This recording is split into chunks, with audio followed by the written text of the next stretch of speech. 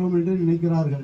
ஆனால் அந்த ஒர்க் ஷாப்புக்கு அனுப்புவதோ அல்லது ஒரு சிறு லேபர் வேலைக்கு செல்வதோ 700 ரூபாய் 800 ரூபாய் சம்பளம் கிடைக்கிறது என்று பெற்றோர்கள் நினைக்கிறார்கள்.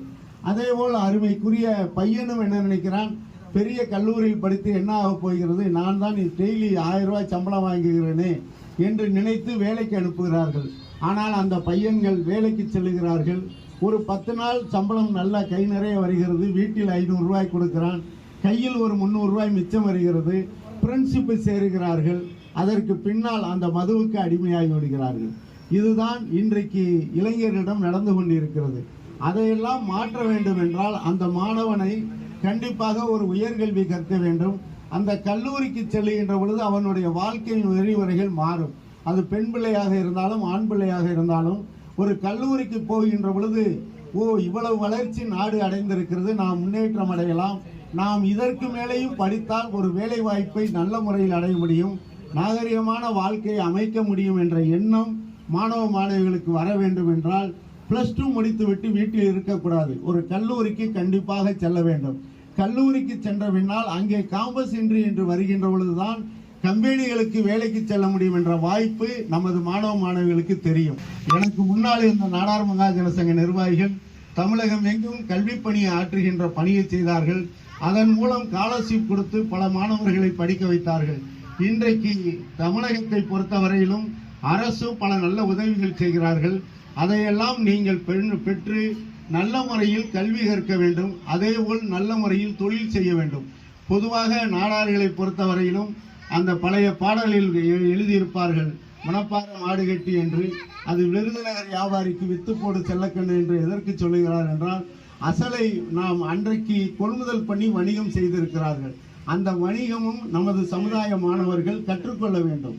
ஏனென்றால் இங்கே நற்பணி மன்றத்தினுடைய இளைஞர்கள் சின்ன பிள்ளைகளில் இருந்தே நீ இங்கே வளர்கின்ற பொழுது ஒரு நல்ல கல்வி கற்று நல்ல அதிகாரியாக வர வேண்டும், நல்ல கல்வி கற்க வேண்டும், நல்ல தொழில் செய்ய வேண்டும் என்ற மோட்டிப்பை பிள்ளைகளுக்கு நீங்கள் சொல்லிக் கொடுங்கள்.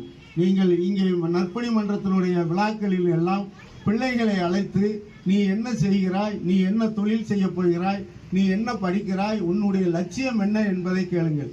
ஏனென்றால் வீட்டில் இருக்கின்ற பிள்ளைகளுக்கு சொல்லுவதற்கு அவர்கள் தயங்கலாம். ஒரு 10ஆம் படிக்கின்ற பிள்ளையிடம் நீங்கள் கேட்டீர்கள் என்றால் அவர்கள் வீட்டில் சொல்லுவதற்கு, எனக்கு படிக்க ஆசை இருக்கிறது, ஆனால் என்னுடைய தகப்பனாருக்கோ வசதி இல்லை, ஒரு கம்பெனியில் வேலை செய்கிறார், அதனால் படிக்க வைக்க முடியவில்லை என்ற நிலை இருந்தால் நீங்கள் அதையெல்லாம் குறித்து கொண்டு உங்கள் நற்பணி மன்றம் சார்பாக ஏதாவது கல்லூரியில் சேர்க்க முடியவில்லை, அதற்குரிய வசதிகள் இல்லை என்றால் செந்திலிடம் தொடர்பு கொள்ளுங்கள்.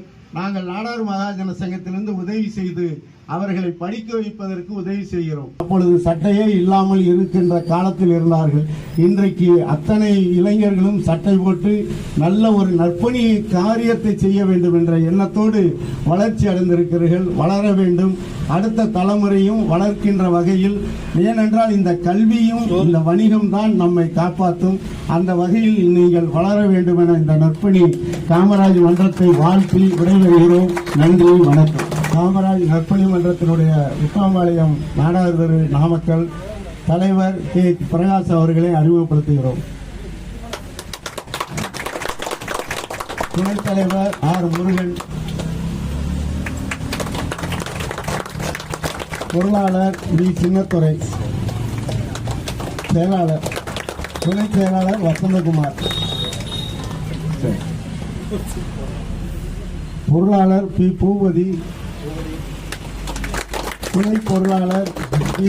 பூபாலன், அமைப்பாளர் என். சசி, துணை அமைப்பாளர் அசோக், ஆலோசகர் கோபால் அவர்கள், துணை ஆலோசகர் சக்திவேல் அவர்கள், மன்ற ஒருங்கிணைப்பாளர்கள் அருமைக்குரிய சவுந்தரபாண்டியன், சரண்ராஜ், சவுந்தரபாண்டியன் அவர் மகன், துணை ஒருங்கிணைப்பாளர் சந்துரு அவர்கள், மன்ற காப்பாளர் தினேஷ் அவர்கள், மன்ற கண்மணிகள் ஆனந்த், கௌசிக் பாரத், மன்ற உறுப்பினர்கள் சங்கர், கபிலோகு மற்றும் வருகின்ற அத்தனை பேர்களுக்கும் இந்த நிர்வாகிகளை வாழ்த்தி விடைபெறுகிறோம். நன்றி, வணக்கம்.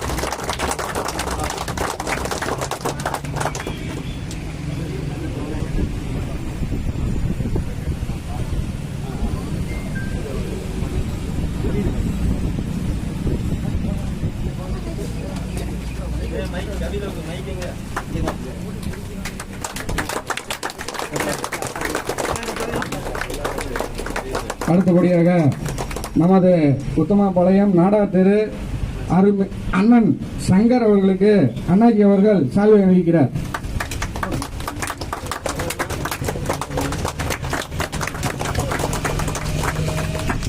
சங்கரன் அவங்க அண்ணா, இவர் தான் நம்ம முன்னோடி, நம்ம கோயில் தர்மகர்த்தா. விழா ஏற்பாடு அண்ணன் தாங்க. அண்ணன் கண்ணன் எங்க இருந்தாலும் முன்னாடி வருமாறு கேட்டு போய்கிறேன்.